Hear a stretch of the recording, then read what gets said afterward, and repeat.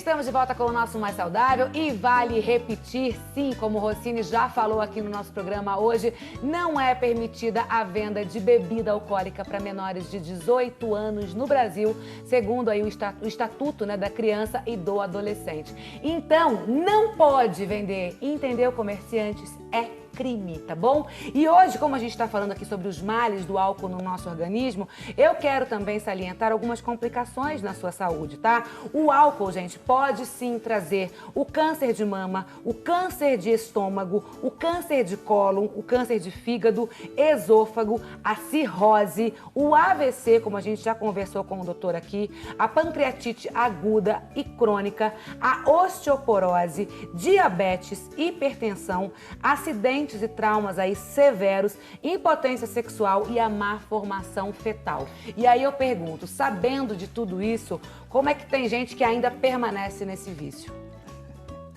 Na verdade, o álcool é uma coisa muito antiga, né? Então, os efeitos do álcool, eles não dá pra gente falar que são desagradáveis se a gente usar moderadamente. Sim. Né? Porque o ideal era não usar, né? Como qualquer outra droga. Mas realmente a sensação de euforia, a sensação de prazer, ele acaba trazendo, né? Ele mexe com alguns elementos nossos, com a nossa fisiologia, trazendo efeitos que são aí satisfatórios momentaneamente, né? É claro que a longo prazo, mesmo em uso moderado ou regrado, a gente vai ter problema. E eu costumo dividir até assim, os problemas físicos e os problemas sociais, como a gente está discutindo. Eu costumo dizer que o álcool, mesmo pessoas que bebem pouco, trazem problemas sociais enormes. Né? Então, como a mãe falou... Essa questão do problema social é muito verdade, gente, porque eu, numa outra emissora que trabalhei há muitos anos, eu fiz uma matéria com moradores de rua. E a gente saiu a campo, tal, eu e outros repórteres, e a gente conversou e vivenciou um pouquinho o momento, né, de cada morador. E o morador que eu fiquei, né, que foi o meu personagem naquela história, ele tinha problema com o alcoolismo. E ele falou, Cissa, eu tenho família, eu tenho filhos, eu tenho esposa, eu tenho uma casa, eu poderia voltar, mas eu sei que lá eles não me deixam beber, lá eu sou cerceado desse vício. Então eu não quero voltar, eu prefiro ficar na rua.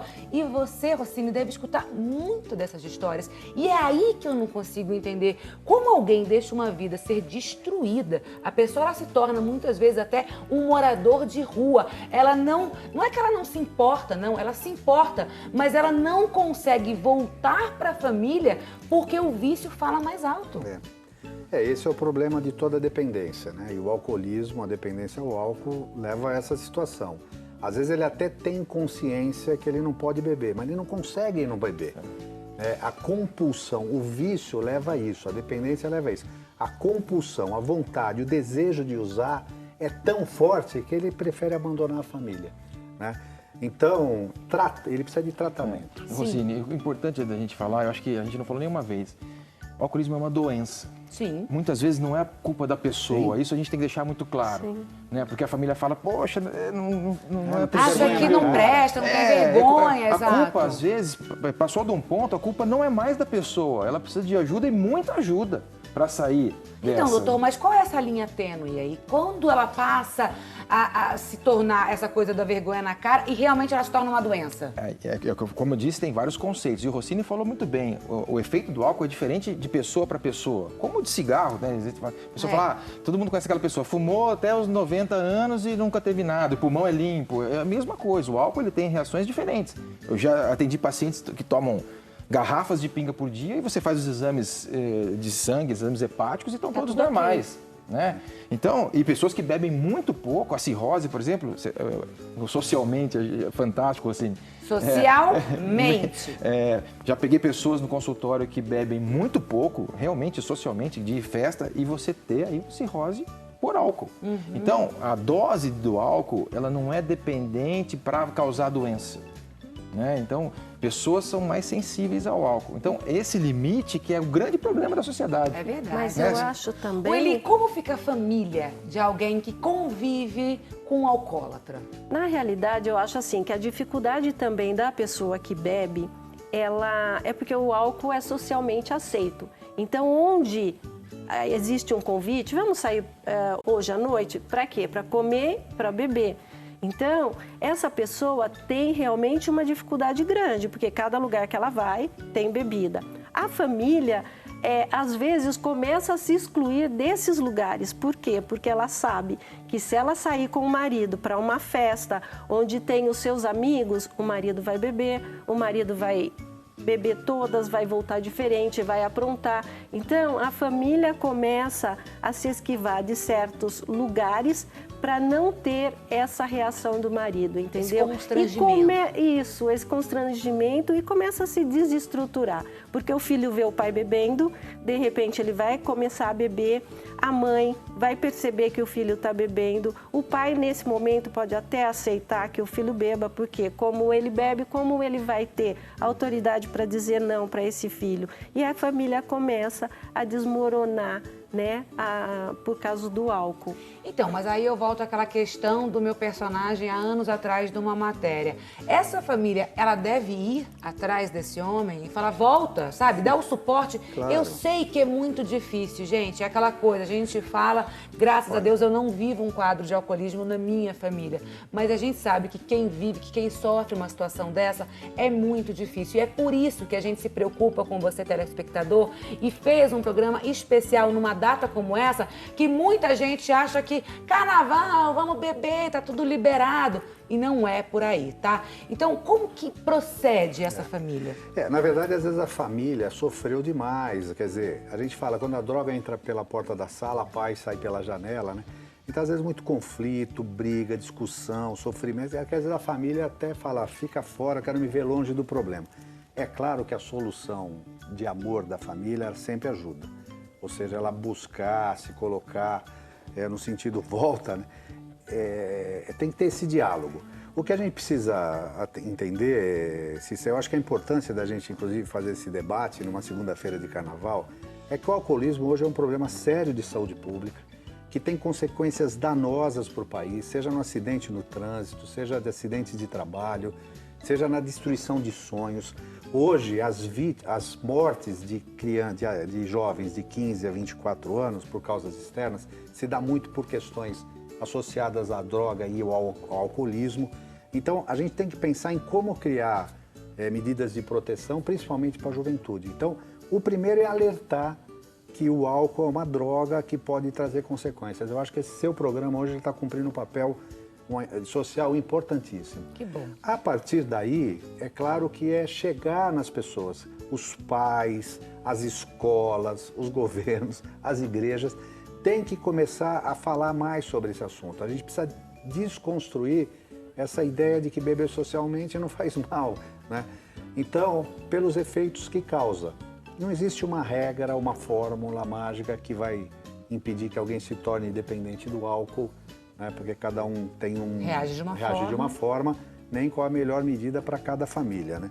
O que a gente tem que fazer é o seguinte, é evitar, se pode causar risco de desenvolver a doença do alcoolismo, vamos evitar. A criança, o adolescente, deve estar proibido mesmo, porque quanto mais cedo ele começar, a chance dele desenvolver o alcoolismo e ter problema mais cedo é maior.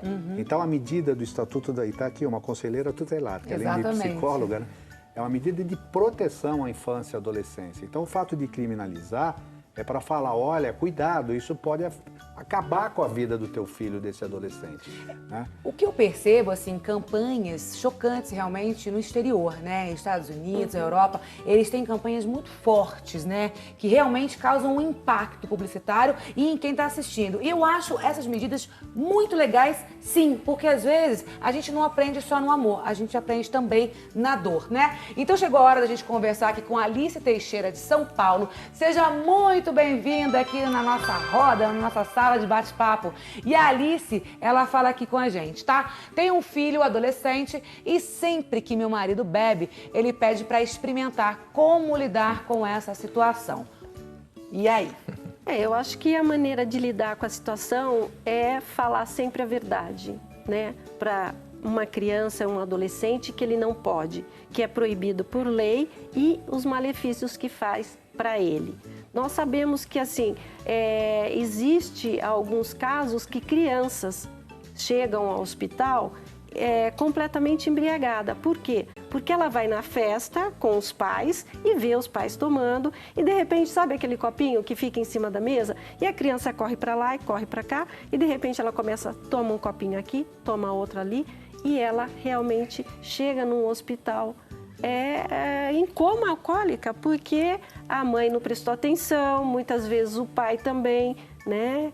E essa criança, como ela vai lidar com isso? Então, aqui no caso da Alice, tem que falar, tem que ser taxativa, não deixe experimentar. Não pode, ponto. Quando você for maior de idade, quando você pagar as suas contas, né? Aí você escolhe o que você quer fazer. Eu lembro disso porque eu acho que a educação antiga, eu tenho 41 anos, e eu sempre digo aos meus pais, obrigada pela educação que você deu a mim e aos meus irmãos. Foi maravilhoso, porque a gente tinha medo do pai e da mãe, sabe? Mas não é o medo de apanhar, nada disso. Meu pai nunca me tocou, mas a gente tinha um medo que estava ali relacionado com respeito. Eu jamais queria decepcionar o meu pai, sabe? Nunca gostaria de dar um descontentamento a ele. E eu lembro que sempre gostei de tatuagem e tal, e eu queria fazer na adolescência.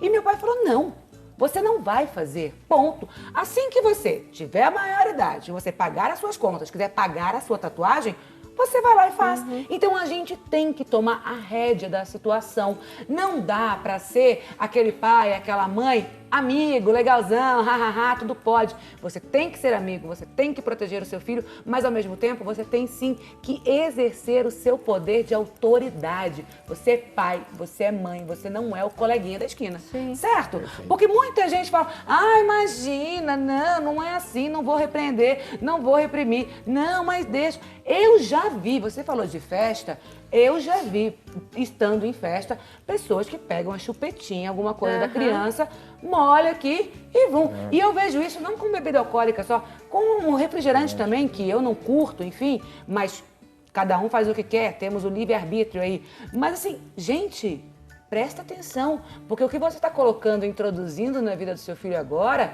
pode te custar caro lá dentro, tá bom? Mais pra frente. Então, ó, você aí, não descola, fica com a gente nessa segunda de carnaval, que eu vou e volto voando pra te encontrar.